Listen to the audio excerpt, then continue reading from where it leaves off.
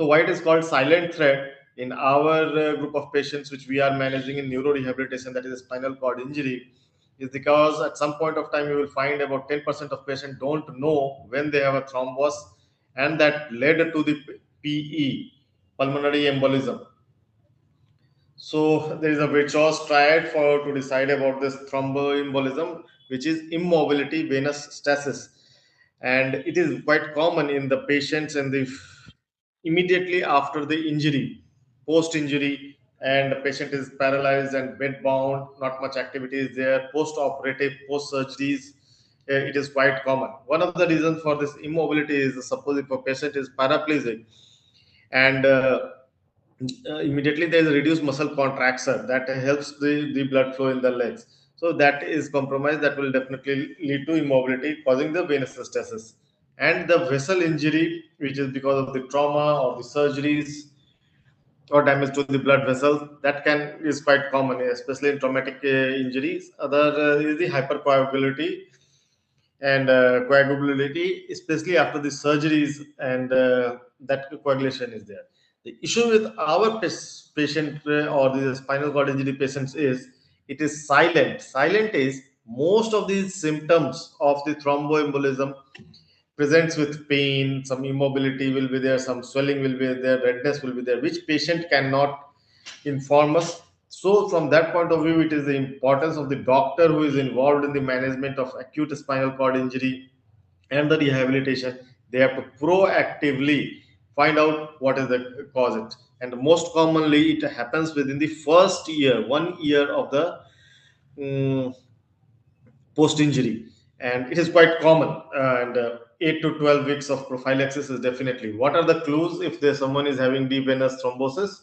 Is the leg swelling, which is often one sided, warmth or redness which you can feel, not the patient, and increased spasticity, and unexplained fever. Fever will be there for a long time, and if there is sudden drop in oxygen, it is quite possible that clot has traveled to somewhere near the lungs, and it is quite common in first 3 months of injury, quite common.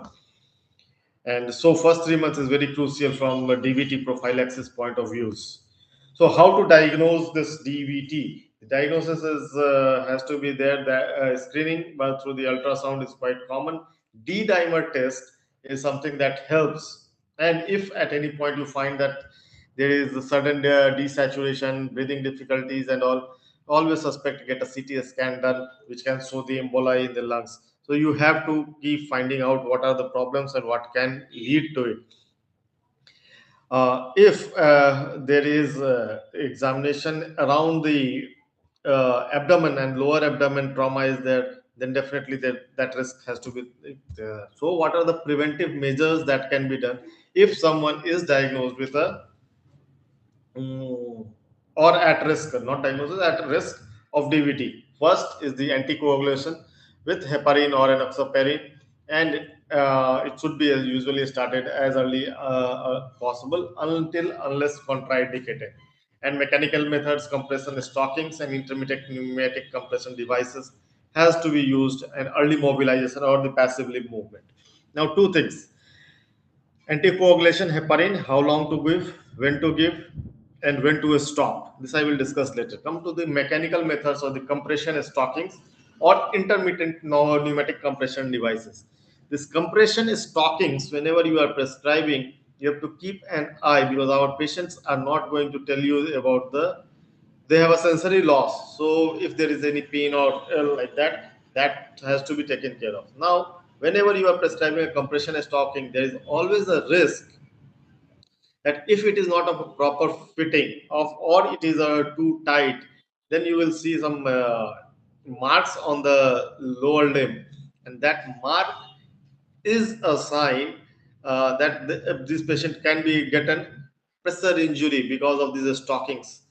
So you have to see that whether the stocking is proper fitting, and every day you have to ask. A simple method that you can use is ask the caretaker or care provider or the nurse, whoever is managing this patient, to change the um, position of the stockings, upper end of the stocking. For example, just tell to change the every day, change the position for 1 or 2 centimeter up or down. So that will definitely help prevent the ulcer. Other than this, compression stocking can itself, remember, can itself be a cause for the thromboembolism.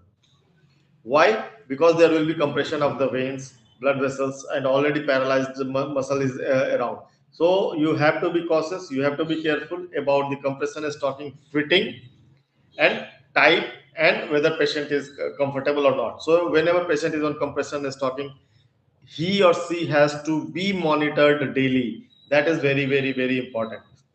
Now, early mobilization, passively movement definitely will help. But whenever you are advising a patient for passive limb movement, especially in early acute injury, first 3 months of the spinal cord injury, be careful. First, rule out DVT.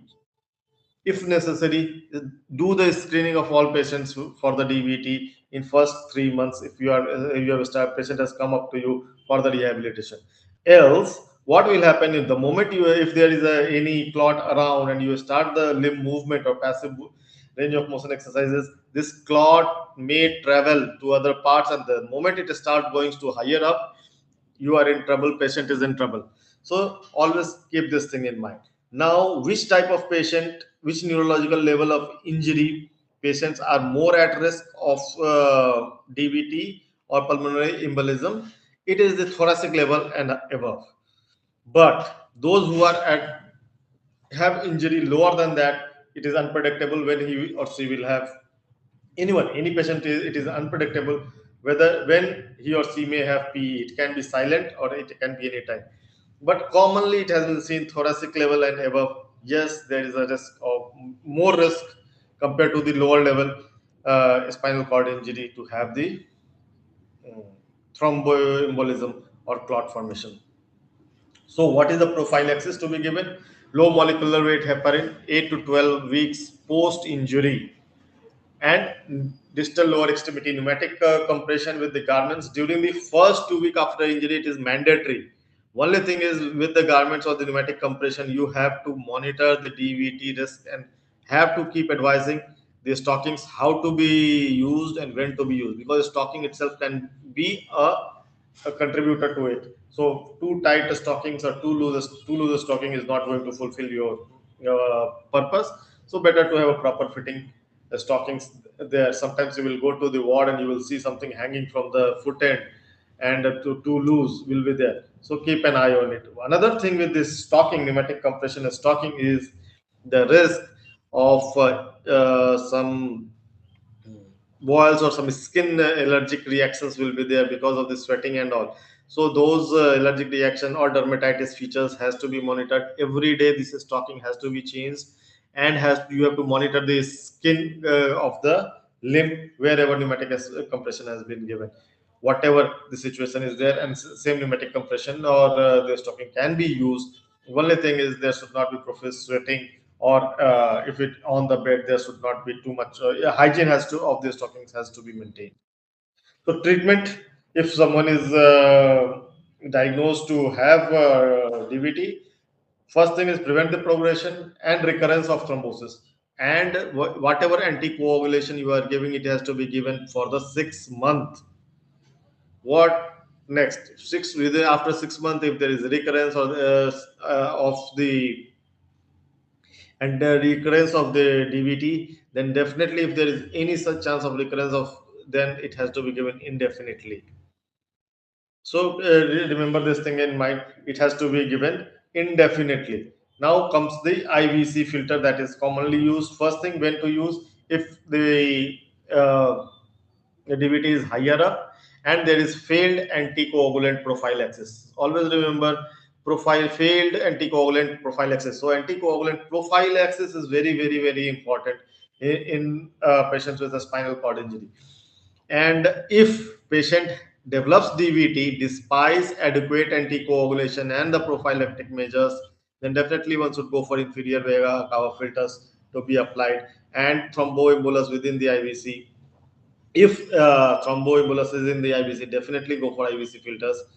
And if because of one reason or the other there is contraindication to coagulation, anticoagulation, then definitely you should go, because at some point of time you will find that some surgeries are done after which anticoagulation cannot be done because of the risk of hemorrhage around it.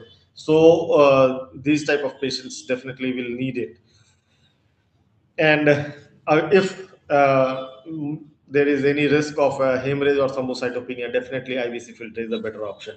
Now, with the IVC filter, it cannot be given indefinite. What you happens many a time, patient will turn up to you that I am having a filter, and